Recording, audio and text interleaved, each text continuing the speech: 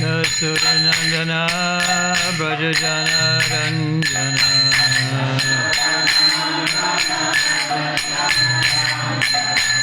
Yasuranandana Brajajana Ranjana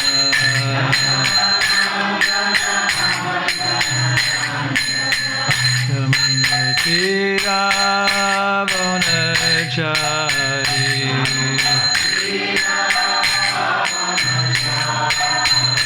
Yamunatira Vanachari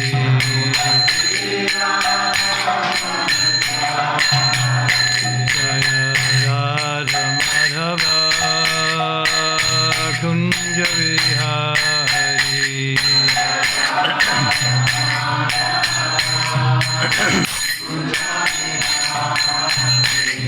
Jaya Radha Madhava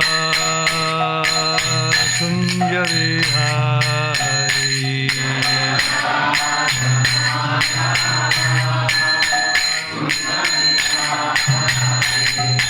Gopi Jana Balaba Giri Varadhari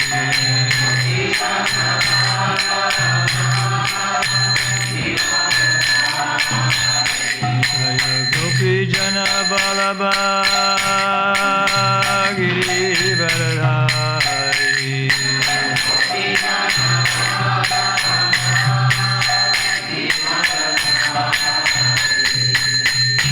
Yasuranandana Brajajana Ranjana Yasuranandana Brajajana Ranjana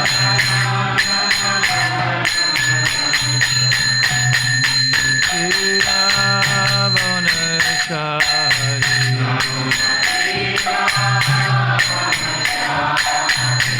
Yamunatira Vanachari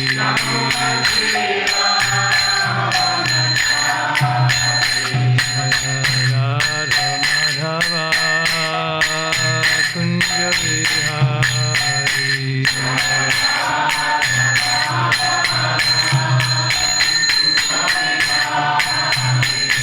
Radha Madhava Kunja Vihari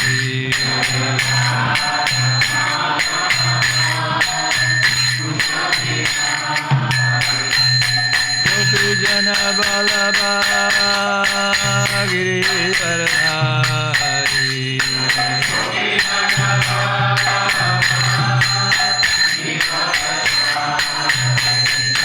Gopi Jana Balaba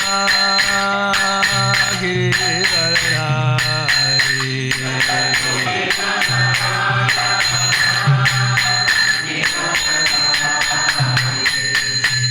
Yasuranandana Brajajana Ranjana Yasuranandana Brajajana Ranjana Yamunatira Vanachari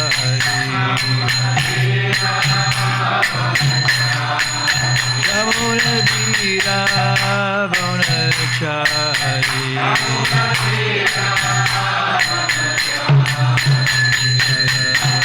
Radha Madhava Kunja Vihari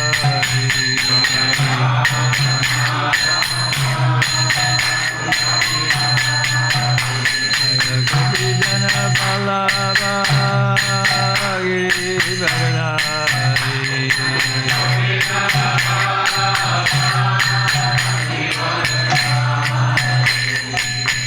Yasuranandana Brajajana Ranjana Yasuranandana Brajajana Ranjana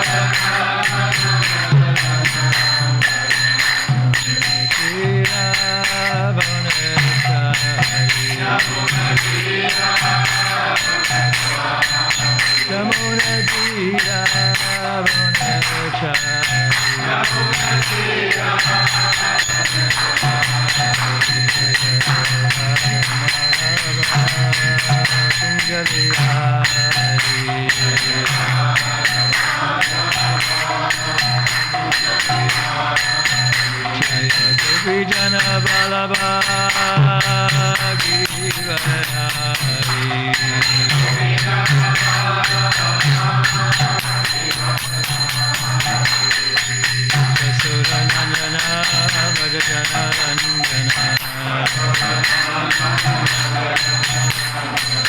Yasuranandana Vrajajanarandana Munachira Vanachari Yamunachira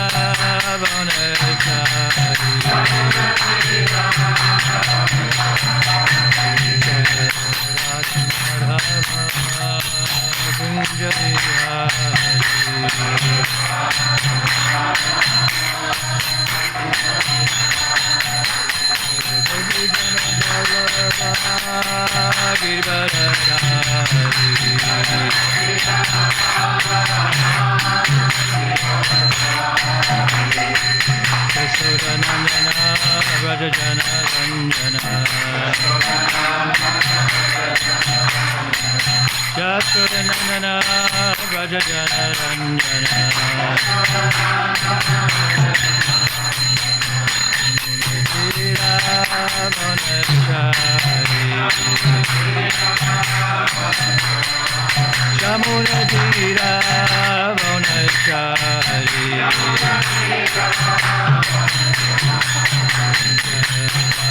Madhava Kunjavihari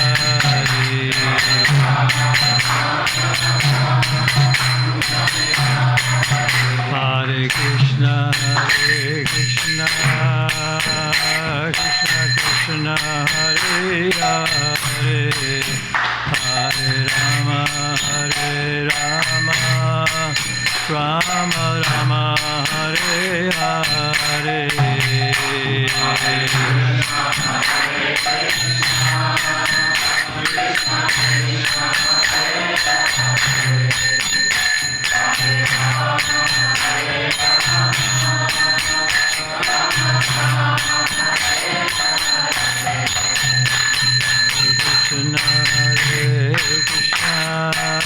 Krishna Krishna, Hare Hare, Hare Rama, Rama Rama, Hare Hare, Hare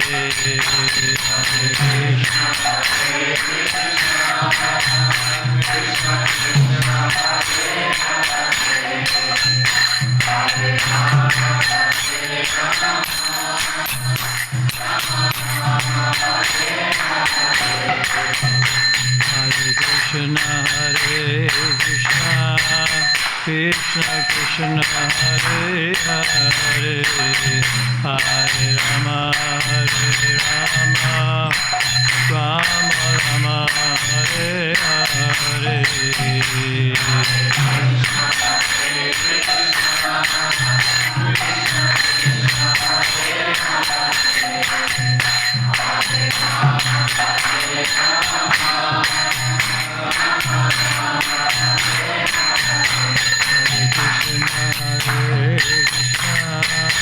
Krishna Krishna, Hare Hare, Hare Rama, Rama Rama, Hare Hare.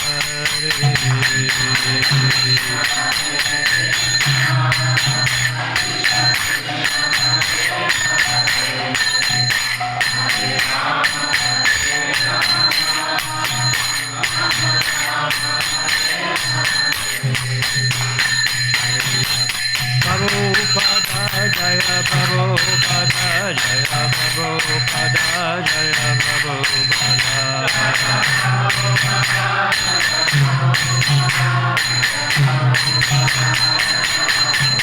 Jaya Prabhupada Jaya Prabhupada Jaya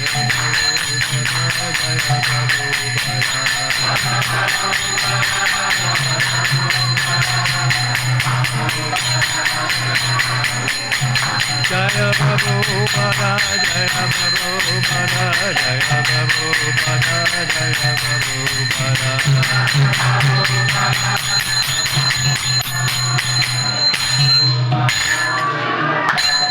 Jayam Vishnu Paramaramahansa Parivrajikacharya Stotarasada Shri Srimad His Divine Grace A.C. Bhaktivedanta Swami Srila Prabhupada Ki Jai Jai Om Vishnu Pada Paramahansa Parivrajikacharya Stotarasada Shri Srimad His Divine Grace Srila Bhaktisiddhanta Saraswati Thakur Maharaj Srila Prabhupada Ki Jai Ananta Koti Vaishnava Vrinda Ki Jai ISKCON Founder Acharya Srila Prabhupada Ki Jai Namacharya Srila Haridas Thakur Ki Jai Prem Jago Shri Krishna Chaitanya Prabhu Nityananda Shri Advaita Gadadhar Shivasari Gaur Bhakta Vrinda Ki Jai Shri Shri Radha Krishna Go Gopinath Shama Kunda Radha Kunda Giri Govardhana Ki Jai Shri Shri Vrindavan Dhama Ki Jai Navadvip Dham Ki Jai Shri Shri Mayapur Dham Ki Jai Shri Jagannath Puri Dham Ki Jai Shri Tulsa Devi Ki Jai Shri Shri Bhakti Devi Ki Jai Shama Veda Bhakta Vrinda Ki Jai. All glories to the assembled devotees.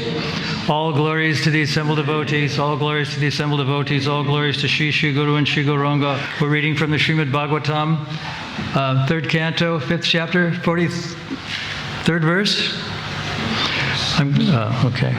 Vasya janma stiti samyamate Kritavatarasya batambujam te Prajema sarvam sharanam yarisha Sritam prayachchatya baram bayam savumsam Vishvasya of the cosmic universe. Janma, creation. Sthiti, maintenance. Samyama arte, for the dissolution. For the dissolution also. Krita, accepted or assumed. Avatarasya, of the incarnations. Pada ambujam, lotus feet. Te, your. Rajema, let us take shelter of. Sarve, all of us. Sharanam, shelter. Yat, that which. Isha, O Lord. Smritam, remembrance. Prayachchati, awarding. Abhayam, courage. Sapum Sam, Sapum Sham, of the devotees. Translation by Srila Prabhupada. O Lord, you assume incarnations for the creation, maintenance, and dissolution of the cosmic manifestation, and therefore we all take shelter of your lotus feet, because they always award remembrance and courage to your devotees. Responsively, O Lord, you assume incarnations for the creation, maintenance, and dissolution of the cosmic manifestation. Therefore, we all take shelter of your lotus feet, because they always award remembrance and courage to your devotees. Purport by Srila Prabhupada. For the creation, maintenance, and dissolution of the cosmic manifestation, there are 3 incarnations: Brahma, Vishnu, and Maheshwara, Lord Shiva. They are controllers or masters of the 3 modes of material nature, which cause the phenomenal manifestation. Vishnu is the master of the mode of goodness. Brahma is the master of the mode of passion. And Maheshwara is the master of the mode of ignorance. There are different kinds of devotees according to the modes of nature. Persons in the mode of goodness worship Lord Vishnu. Those in the modes of passion worship Lord Brahma. And those in the mode of ignorance worship Lord Shiva. All 3 of these deities are incarnations of the Supreme Lord Krishna, because he is the original Supreme Personality of Godhead. The demigods directly refer to the lotus feet of the Supreme Lord, and not to the different incarnations. The incarnation of Vishnu in the material world is, however, directly worshipped by the demigods. It is learned from various scriptures that the demigods approach Lord Vishnu in the ocean of milk and submit their grievances whenever there is some difficulty in the administration of universal affairs. Although they are incarnations of the Lord, Lord Brahma and Lord Shiva worship Lord Vishnu, and thus they are also counted amongst the demigods and not as the Supreme Personality of Godhead. Persons who worship Lord Vishnu are called demigods, and persons who do not do so are called asuras, or demons. Vishnu always takes the part of the demigods, but Brahma and Shiva sometimes take the side of the demons. It is not that they become one in interest with them, but sometimes they do something in order to gain control over the demons. The verse again. O Lord, you assume incarnations for the creation, maintenance, and dissolution of the cosmic manifestation. And therefore we all take shelter of your lotus feet because they always award remembrance and courage to your devotees. So the demigods are speaking here, and part of their dissertation is that they say that there are certain types of incarnations which control the different gunas, like the modes of ignorance, passion, and goodness. Shiva is sometimes known as the preserver. Shiva is known as the destroyer. Vishnu is known as the preserver, and Brahma is known as the creator. So in the sense that if Krishna is the preserver and the maintainer of everything, there's a special quality. I don't know if any of you are sort of experts in the building trades, but I've been told that if it costs $1 million to create an office building, to maintain that building, every 10 years it costs $1 million. So that's a maintenance and preservation. So in one sense, Vishnu is superior to the other demigods, Brahma and Shiva, because he is the preserver. And there are many different incarnations or avatars mentioned. Avatar technically means one who descends. But Prabhupada has it translated as incarnation sometimes. And there are many different types of incarnations. These are guna incarnations, the mode of goodness, the mode of passion, the mode of ignorance. And there are also rupa incarnations, there are manvantara incarnations, purusha incarnations, and different kinds of incarnations like that. Manvantara incarnations, there are 6 different types of incarnations. So at the end of this purport, let's see. Prabhupada says, Brahma and Shiva sometimes take the side of demons. It is not that they become one in interest with them, but sometimes they do something in order to gain control over the demons. So this is kind of an unusual situation. There was a story that Prabhupada tells about a doctor who he had a very intimate relationship with his patients, as most doctors do, and he seemed to take sides with them. But later on, he found out that this particular patient was having an affair with his wife. So he didn't tell the patient that he knew about this, but he gave him some anesthesia, I guess it was chloroform in those days, and while he was under this chloroform, the doctor murdered him. He did something. He stabbed him or shot him or something. There was a lot of blood. And so he had to dispose of the body. And he put the body in the trailer of a trailer and pulled the trailer and attached the trailer to his car, and he was pulling it along the road. But the trailer was dripping blood. And some policemen, this happened I think in Calcutta, some policemen saw the trailer dripping blood, and so one thing led to another, and they stopped the car, they arrested the doctor, and he was finally convicted of murder of a patient. So this is an instance of someone who sides with a person who might be inimical or doing something demonic, like having an affair with his wife, and somehow he did away with him.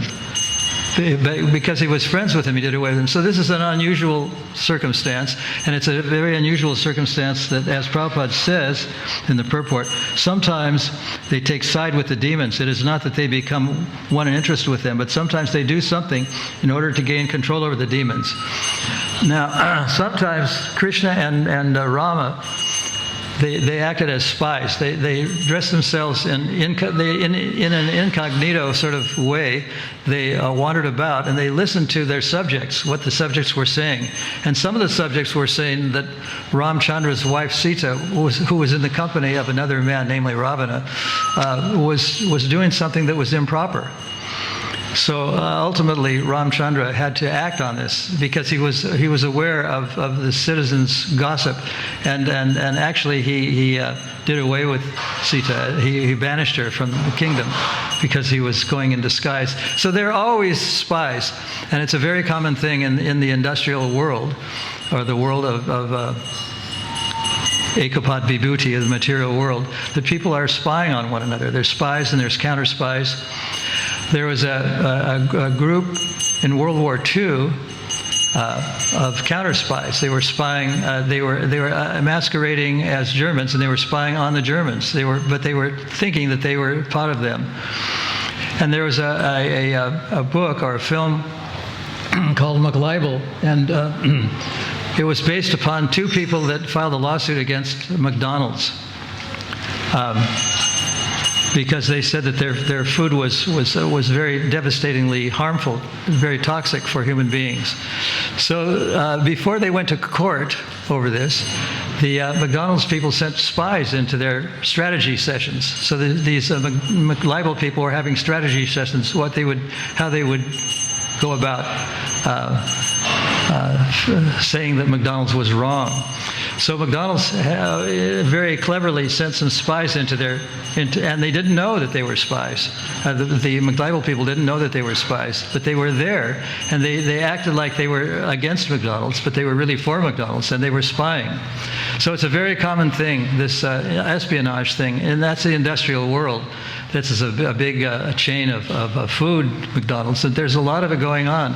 In fact, it's a common thing that among the IT people, there's a lot of industrial espionage going on. Like there's, I was talking the other day about a chat GPT that is very sophisticated, and it's able to do research and write papers in a very short time on just about any subject you want. And they're spying on one another. So these other people, like Google and Facebook, have been spying on them, and they're trying to outdo them, to create chats that can do all this. So there's a great kerfuffle going on between the academic world and the world of information technology, and who knows where it's going to end, if it's ever going to end. There was a similar thing that happened when calculators were first invented, and they were thought to be very destructive because they didn't enable people to think about calculations. They just pressed some buttons. So at first the academic world was very, very distressed, but then because people weren't thinking, because they have to teach them how to think, and they have to teach them how to memorize things, and they have to teach them how to be knowledgeable. But later on, they just thought, well, these are just mechanical things. Pluses and minuses and times and logarithms and all this sort of stuff can be determined by a push of a button. And they don't have to do all these things. They don't have to learn all these things. So these calculators begrudgingly were accepted by the academic world, even though they caused people to lose their reasoning power. So this happens very often. And I'm going to read something. When Dinabandhu was here recently, he had distributed his book, Brajalila Part 2. Brajalila Part 2 is different than Brajalila Part 1, because Brajalila Part 1 is his writing, or not his own writing, but is writing with him and a few other people to deepen one's devotional attitude. So the Brajalila Part 2 is descriptions, transcriptions of his walks. He was taking people on parikram, sometimes Brijvasis, sometimes Westerners, and he was talking about the different, and he lived in Vrindavan for about 30 years. He's an American who lived in Vrindavan. He knows Spanish very well and knows Hindi and Brijvasi very well. So he took different groups of people around on these parikrams, and these parikrams were recorded and later on transcribed. And I want to read from one of them. And from one of the transcriptions of his parikram around a place called Gokula. They all had different names. There was Raja Dham and this Dham and that Dham, and there's one called Gokula. And so he was talking about the activity of the killing of Putana. And from what we know about the killing of Putana, it's kind of an unusual thing. It's written about, it's discussed in the Srimad Bhagavatam, but Dinabandhu has some additional information, having been a Brijvasi for a long time. And so this is what was transcribed, what he said. Putana went straight to the cradle where the Lord was lying. The child simply closed his eyes. Putana worried about the potency of this child and thought, open quote, "This child is so powerful, he can immediately destroy the entire universe," close quote. She picked up the child and opened her breast for him to suck milk. Putana pushed the nipple of her breast into his mouth. Putana did not reckon, again, this is transcription of what Dinabandhu was actually saying. It was recorded and then later on transcribed. Putana did not recognize that she was holding her own death on her lap. She had mercilessly killed so many children before this one. She mistakenly thought that this one was no different. Srila Prabhupada explains that if one mistakes a snake for a rope, he dies! Exclamation point. Putana thus took her own cruel death upon her lap! Exclamation point. I'm just telling what these marks are, because it's a transcription, and so. But his tone of voice and his pauses and his emphasizing certain words is not very clear unless the punctuation marks are read. So I'll try to read some of them. Now, in this Leela, everybody gets to take part. Her breast was covered with an extremely powerful poison. Even a tiny drop would kill many elephants! Exclamation point. Now, when there is poison, comma, who do we call? Question mark. Sounds like a song! Exclamation point. When there's poison, comma, who do we call? Who's the poison buster? Question mark. Who drinks poison? Question mark. Lord Shiva! Exclamation point. When there's a need to drink poison, we call Lord Shiva. You remember in the churning of the ocean, poison came out, right? Lord Shiva came and drank all the poison. Krishna only drinks nectar. Actually, all the incarnations and expansions are within Krishna. Shiva is within Krishna. So first he, capital H, meaning Krishna, called Lord Shiva. Shiva licked all the poison from Putana's breast.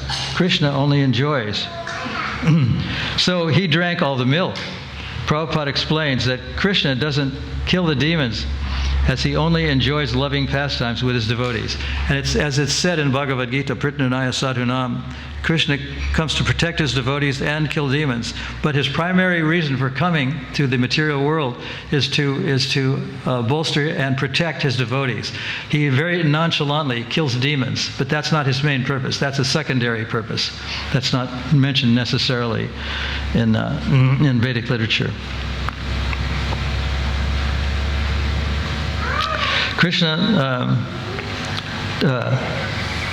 Prabhupada explains that Krishna doesn't kill the demons, he only enjoys loving pastimes with his devotees. The killing is done by Mahavishnu. Mahavishnu is also within Krishna, and he begins sucking out Putana's life. Mahavishnu is one of the avatars of Krishna, Purusha avatars. And he began sucking out Putana's life heirs. Everyone gets to take part. It's a wonderful pastime. Gokula. When Krishna sucked out the life, Putana ran screaming to the doorway. Open quote, "Oh child, leave me, comma, leave me," with me has 6 E's, exclamation point, E's, me. "Oh child, leave me, me." From the door, it appeared that she flew through the sky. Actually, Krishna threw her. He knew that when she died, she would expand to a huge form and smash the whole of Gokul. So he tossed her into the fields. When you come from Brahmand Ghat to Okal Bandhan, you will see in between the land sinks. Some land is up and some is down. You can see how one leg fell on one side and the other leg on the other side, and the land in between remained high! Exclamation point. The Brajavasis say this is where Putana fell. Everyone came running, and they saw this enormous witch lying there dead. Her reddish hair was scattered in all directions. Her 2 thighs appeared to be the high banks of a river. Her 2 breasts were like mountain peaks. Her belly was like the summit of the mountain. Krishna was lying there on her stomach very happily. He was thinking, open quote, "Just see what I did!" Exclamation point, close quote. But the residents of Gokul were horrified! Exclamation point. Mother Yashoda fainted away! Exclamation point. The people made a big chain up to Putana's body and handed Lala, that's their Brijavasi name for Krishna, Lala. They handed Lala down from one to the next, finally placing him in Yashoda's lap. Yashoda regained her consciousness. She spoke out loud, open quote, "By some wonderful pious merit, I finally got a child. Now, by some offense, I almost lost him!" Exclamation point. God has protected my child. Close quote. The Brajavasis began to talk among themselves. Open quote. "This demon came here to kill Krishna, but by her offense, she herself has been killed!" Exclamation point. Our Lord Narayan has saved our little Lala from this great demon. So that's the end of that section. So it's a very interesting book, and I was trying to get a copy. I've finally found a copy in Amazon, but it's very difficult to find otherwise. They don't have it in the temple store. It's a very difficult thing to find. So I will stop here. Are there any comments or questions that anyone wants to ask about what I've talked about or anything?